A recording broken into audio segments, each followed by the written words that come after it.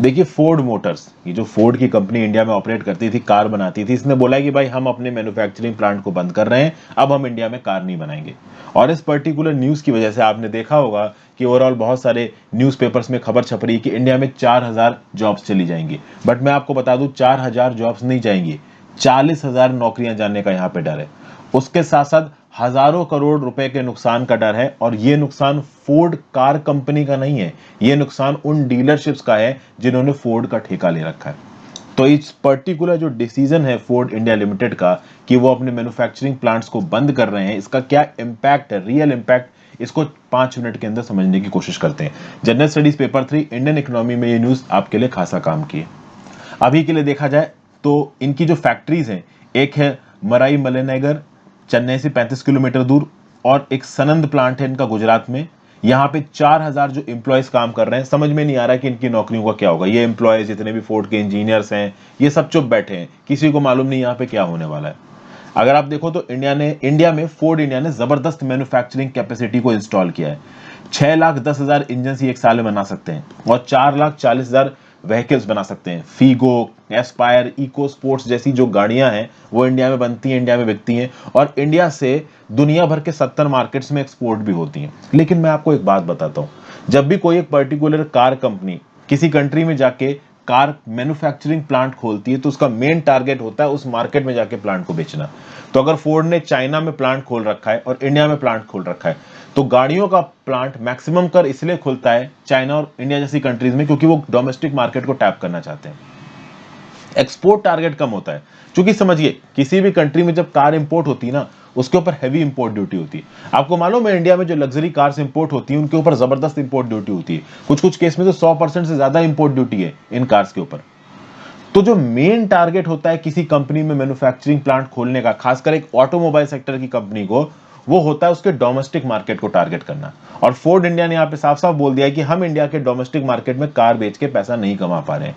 अगर आप एक नेचुरल भी कार खरीदने का कभी मूड बनाओ, तो आप 3-4 लोगों से बात करोगे ना, तो वो बोलेगा यार हुंडई के ले लो या मारुति के ले लो, ठीक है ना, तुम एक काम करो इसकी फोर्ड की मत लो। आप जनरल भी बात करोगे तो लोग आपको मना करेंगे फोर्ड की कार लेने को। उसका रीजन ये होता है कि फोर्ड के कार के जो स्पेयर पार्ट्स होते हैं वो बहुत महंगे मिलते हैं। फोर्ड की कार में महंगी नहीं बोलूंगा, वो उतनी आती है जितने की मारुति सुजुकी वगैरह है। थोड़ा हो सकता है 40-50 हजार का फर्क हो सेम स्पेसिफिकेशंस में, लेकिन फोर्ड की मेंटेनेंस और फोर्ड के स्पेयर पार्ट्स बहुत महंगे होते हैं, और फोर्ड की रीसेल वैल्यू कम होती है। इसलिए ज्यादातर लोग आपसे बोलेंगे कि आप फोर्ड की कार मत खरीदो। इसलिए आप देखोगे कि इंडिया में केवल 1.57% of the car market Ford के पास था। आप कह सकते हो 9 बिगेस्ट कार मैन्युफैक्चरर है, लेकिन इतना मार्केट से इनकी प्रॉफिटेबिलिटी नहीं बन पाएगी। पिछले 10 सालों में इनको $2 बिलियन का नुकसान हुआ है, ऐसा इनका बोलना है। जबकि जब फोर्ड ने इंडिया में एंट्री मारी थी ना 1990s में, तब इसको बड़ा फैन फेयर के साथ इंडिया में सेलिब्रेट किया गया था। चेन्नई में नींव डाली थी अपनी मैन्युफैक्चरिंग प्लांट की फोर्ड ने, और चेन्नई को इंडिया का डेट्रॉइट बनाने की बात की जा रही थी। जैसे ही फोर्ड की एंट्री हुई उसके बाद चेन्नई में बहुत से कार मेकर्स आ गए, हुंडई, रेनॉल्ट, निसान, बीएमडब्ल्यू, और ये सब काफी हद तक इंडिया में सक्सेसफुल भी हैं। लेकिन अब फोर्ड वाइंड अप कर रहा है, रीजन बीइंग $2 बिलियन का नुकसान हुआ है इसको पिछले 10 सालों में। लेकिन फोर्ड कार मैन्युफैक्चरिंग बंद कर रहा है, इसका मतलब ये नहीं कि अपने ये पार्ट्स डिपो बंद करेगा। दिल्ली, चेन्नई, मुंबई, सनंद, कलकत्ता में ओवरऑल जो पार्ट्स डिपो हैं, फोर्ड के जो इंजन हैं, फोर्ड गाड़ी बनने में जो लगने वाले अलग अलग स्पेयर पार्ट्स हैं, इन स्पेयर पार्ट्स की मैन्युफैक्चरिंग इंडिया में बहुत जगहों पे होती है। वो मैन्युफैक्चरिंग चालू रहेगी। इनफैक्ट अगर आप इस पर्टिकुलर न्यूज को देखो तो फोर्ड इंडिया की जो ऑटोमोबाइल मैन्युफैक्चरिंग है वो बंद हो रही है, लेकिन फोर्ड बिजनेस सॉल्यूशंस चालू है। अब यहां पे एक बहुत इंपॉर्टेंट चीज निकल के आ रही है। देखिए, एक चीज होती है फोर्ड की कार को बना के इंडिया के अंदर बेचना, पर आप बेचोगे कैसे? आप बेचोगे तो डीलरशिप के थ्रू ना। जब भी आप मारुति की, सुजुकी की, या फिर रेनॉल्ट, या फिर हुंडई की कोई गाड़ी लेने जाते हो, आप सीधे कंपनी के मैन्युफैक्चरिंग प्लांट में थोड़ी ना पहुंचते हो, आप तो डीलरशिप के पास पहुंचते हो, और उस डीलरशिप के पास ठेका होता है उस पर्टिकुलर कंपनी की गाड़ी बेचने का। तो फोर्ड की भी गाड़ी बेचने का ठेका इंडिया में बहुत सारी डीलरशिप्स ने ले रखा है। इंडिया में लगभग 170 डीलर्स हैं फोर्ड गाड़ियों के, और इन्होंने 391 आउटलेट्स खोल रखे हैं जहां पे ये फोर्ड की गाड़ियां बेचते हैं, और इन डीलर्स ने 2000 करोड़ रुपए की इन्वेस्टमेंट ले रखी है। ऐसा यहां पे बताया जा रहा है कि एक डीलर को फोर्ड की डीलरशिप लेने में, मतलब फोर्ड की डीलरशिप मतलब कि वो अपने शोरूम में फोर्ड की गाड़ियां बेच सके, इस पर्टिकुलर डीलरशिप को लेने में, या फिर कह लो कि फ्रेंचाइजी लेने में, उसको लगभग 5 से 6 करोड़ रुपए खर्च करने पड़ते हैं। और लगभग 170 डीलर्स हैं इंडिया में फोर्ड के। 2000 करोड़ रुपए की इन्वेस्टमेंट कर रखी है ओवरऑल डीलर्स ने। तो अगर आप इन दो प्लांट्स की बात करो जो कि फोर्ड बंद कर रहा है, वहां पे 4000 लोग काम करते हैं। लेकिन अगर आप इन 2000 करोड़ रुपए की इन्वेस्टमेंट की बात करो, इन 170 डीलर्स की बात करो जो कि 391 फोर्ड के आउटलेट्स चला रहे हैं, तो ओवरऑल फोर्ड की गाड़ी बेचने के लिए इन डीलर्स ने मिलकर 2000 करोड़ रुपया इन्वेस्ट कर रखा है। और अभी के लिए इन डीलर्स के पास 1000 व्हीकल्स की इन्वेंट्री है। मतलब फोर्ड कंपनी से 1000 व्हीकल खरीद के इन डीलर्स ने अपने शोरूम में बंद कर रखे हैं, ताकि कस्टमर आएगा गाड़ी खरीदेगा। आप सोचिए, जब फोर्ड यहां पे अनाउंस कर रहा है कि हमारे लिए प्रॉफिटेबल नहीं है, हम इंडियन मार्केट छोड़ रहे हैं, तो हम में से कोई जाएगा क्या उन गाड़ियों को खरीदने? तो ये डीलर्स बीच में लटक गए, इनकी गर्दन आप समझ लो फांसी में आ गई है। ये लोग इतने परेशान हैं कि भाई अब तो फोर्ड की गाड़ियां भी नहीं बिकेंगी, और ये फोर्ड वाले अपना धंधा पानी बंद करके इंडिया से बाहर चले जाएंगे, तो हमारी गाड़ियां कोई खरीदेगा नहीं। हमारी, आप समझिए, फॉर एग्जाम्पल आपने फोर्ड की गाड़ी खरीदी, अब आपको फोर्ड की गाड़ी की सर्विसिंग करानी है, तो आप उस डीलर के पास जाओगे या फिर फोर्ड का कोई शोरूम होगा इंडिया में, वहां पे जाओगे और वहां पे जाके आप अपनी गाड़ी की सर्विसिंग कराओगे। तो गाड़ी की सर्विसिंग के समय पे बहुत सारे नए स्पेयर पार्ट्स की जरूरत पड़ सकती है। ये नए स्पेयर पार्ट्स डीलर्स को कौन प्रोवाइड करता था? ये प्रोवाइड करते थे फोर्ड के मैन्युफैक्चरिंग प्लांट्स।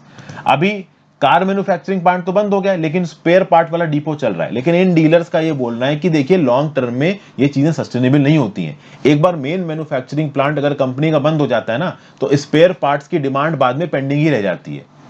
तो ये जो डीलर्स 2000 करोड़ का इन्वेस्टमेंट करके बैठे हैं, ये इस समय पे खासा कर परेशान है, और ये गुहार लगा रहे हैं सरकार को कि भाई आप फोर्ड को रोकिए, आप फोर्ड के ऊपर एक कंपल्शन डालिए कि इस प्रकार से वो मार्केट एग्जिट नहीं कर सकते। और यहां पे इन फोर्ड डीलर्स की वॉइसेस को आवाज दे रहा है federation of automobile dealers association, FADA. इनका यह बोलना है कि अगर आप यूएसए में जाते हो, तो यूएसए में एक एक्ट है जिसका नाम है फ्रेंचाइजी प्रोटेक्शन एक्ट। इनफैक्ट सारे डेवलप्ड मार्केट्स, यूरोप और यूएस की जो डेवलप्ड कंट्रीज, वहां पे फ्रेंचाइज प्रोटेक्शन एक्ट जैसा कोई एक्ट होता है।